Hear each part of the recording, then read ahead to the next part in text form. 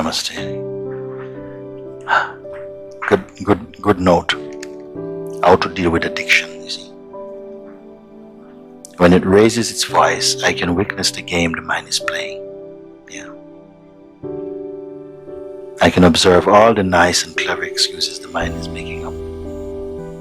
I can watch this inner battle. But at some point, there is a giving in. Afterwards, all this guilt and pain and fear is coming. So how to let go?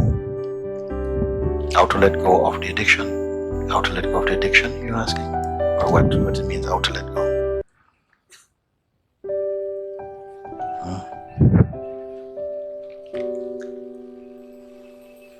Yeah, how to let go, because it feels that it's doing harm. It's doing harm. And I can see it with arising and passing and not being permanent. But when it rises up and it has its way, then it's following after this guilt and pain and fear somehow. And I can analyze it. I can even connect it to some feelings or whatever. But it's all like analyzing, but not. Well, we have to see which analysis you are doing, and if there is one that really works. If you don't call it analyzing, the inquiry has been very good. Inquiring, not as a painkiller, not using inquiry like a painkiller or to, who am I, not like this, but even using this addiction, also using the addiction to go beyond it. You see, rather than running, resisting, running, no, want to find some distraction, or use it. Say, okay, come, I want to see you clearly what's happening, because enough it has happened, and I feel what is happening in the body. I feel where the mind is going with it. All these things, I can feel it. Then, really, whose addiction really is it? Really, you can do this, because maybe some addiction is happening on your own first. Maybe the mind is drawing you to connect up into something and then to fulfill the addiction. But before it starts to raise as a sort of an attraction for something. So during this time, you can tackle it, you can look at it. You cannot win a fight when it's finished. It's coming up, we can take a look. And don't be so hard on yourself. It's not a question of, somehow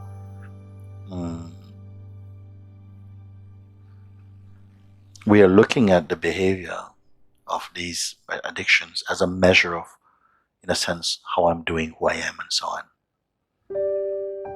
Sometimes I say consciousness creates a problem in order to experience transcending the problem. It's the way in which it overcomes something.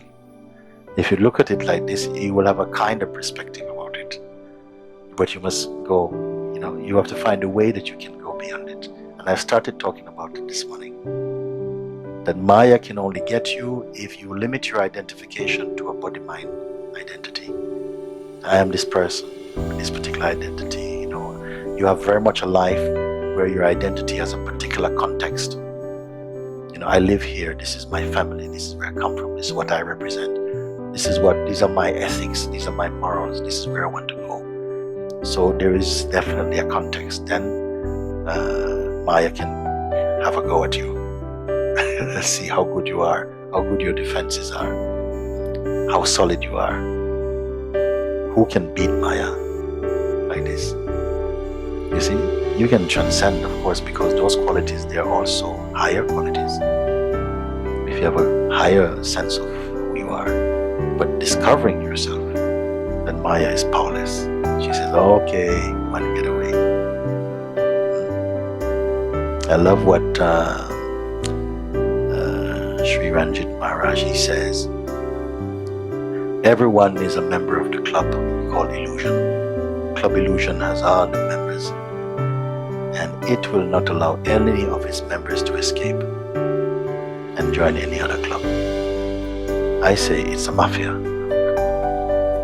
They will not allow it. Club illusion will not allow you to get away. Occasionally, one breakaway. They call a rebel breakaway, and this rebel is called a Buddha or a Christ or something, which is what we are, which is what you are, your innermost truth. And when I speak your innermost truth, I don't mean it's buried under layers and layers. I don't want to make you depressed. Your innermost truth is right here. All these words are being heard in its presence. You see? And each time you come into the recognition of this addiction has no power at all. It has no power. It only has power when you're momentarily distracted from the truth of who you are. And you're thinking, oh, I am just Mrs. So-and-so and Mr. So-and-so. Then Maya has come from Mr. and Mrs. But for Master, it's not coming. But for Mr., it is coming. So you have to be Master. How are you going to do that? You have to know who you are. Also by knowing what you're not. I can point two ways. I can show you a way of dealing with this particular addiction. But I'd want to show you a way of dealing with all addictions. Because it's the same. One medicine, one size fits everybody. In this what I'm pointing. Find out who you are, because presently we're under the idea that you are just a person. It is an aspect of your expression, but it's definitely a limitation inside your being. And we are functioning like this, and I want you to come out of it. That's called waking up. Wake up from this dream of limitation, that you are just this person, you have this problem with this person, you like this person, you believe these things. This is ignorance. You have to wake up to your divinity. If you're only human being, then Maya is strong for you. But you're human and divine. And your human trouble help you to discover your divine nature. The human side only wants a chocolate life.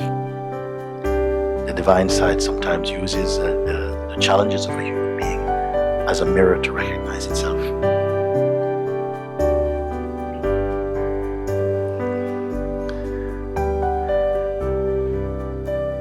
So this is the thing I'm laying out in front of all of us now. Either you try to transcend and to win over something as a human being, which is fine. Nobody's going to argue with this. Or the challenge and the chance you have is to discover your own divinity. We don't speak about these things. It's just I have to say about it now. But you don't speak after, don't tell anybody about it. You just now you internalize and say, yes, of course. In my heart somehow, I seem to know this. I don't know how.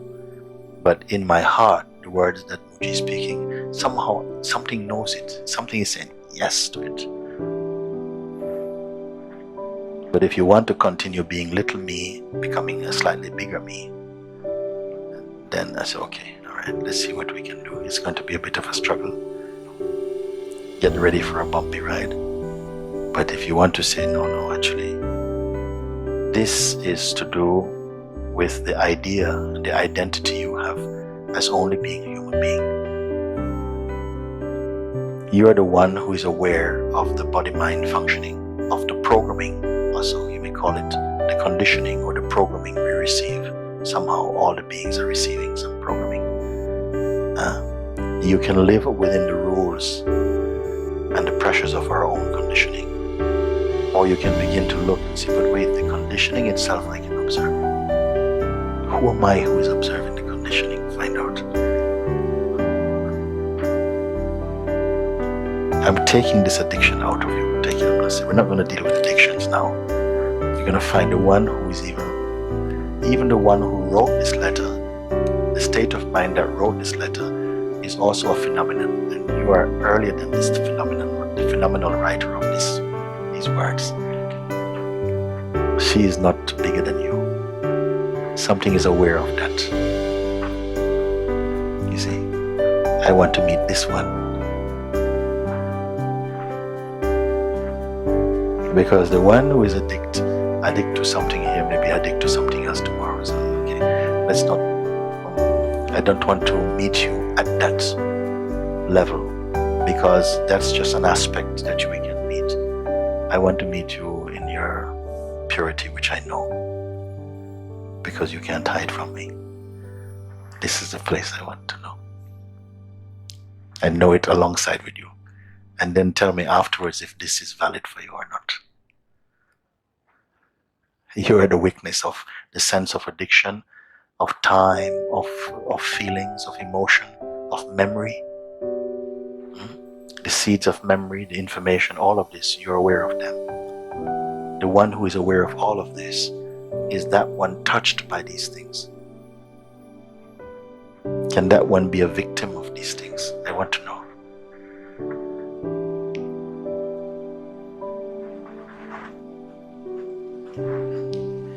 And then you can tell me, should I address you as the one who wrote this, or can we leave this aside?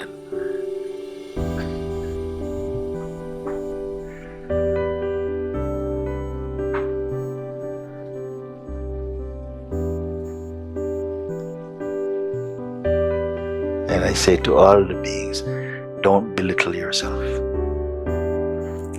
Don't belittle yourself. You understand what I mean by this? Don't keep thinking so little of yourself.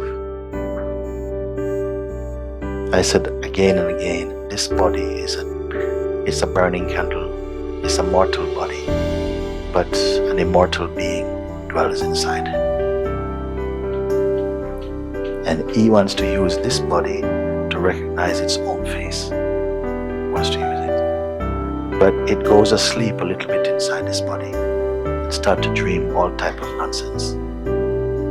And now it's time to wake up and see when you wake up if the nonsense is still there with you or not. Because when I look in your eyes, I don't see an addict. I'm sorry. Well, I'm not sorry. I'm very happy. I don't see that. So I would be in disservice to the purity that I see to address you as though this is true for you.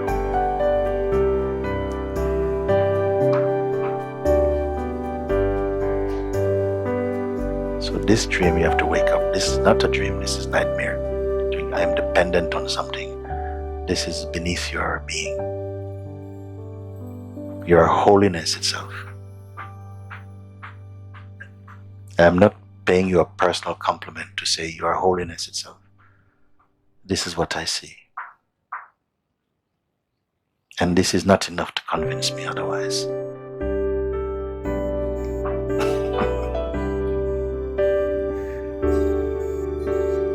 Very good. Ah, yes, come.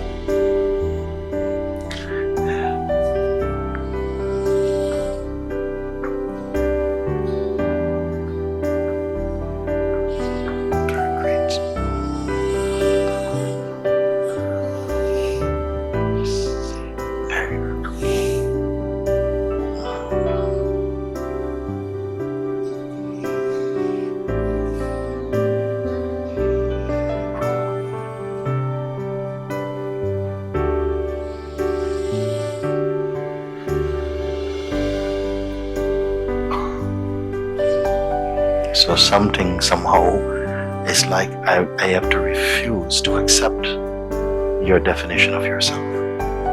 Otherwise, I am participating in something I know is not true. I cannot treat you as an idea, the idea you think you are, because it's not true. So it must be dreaming.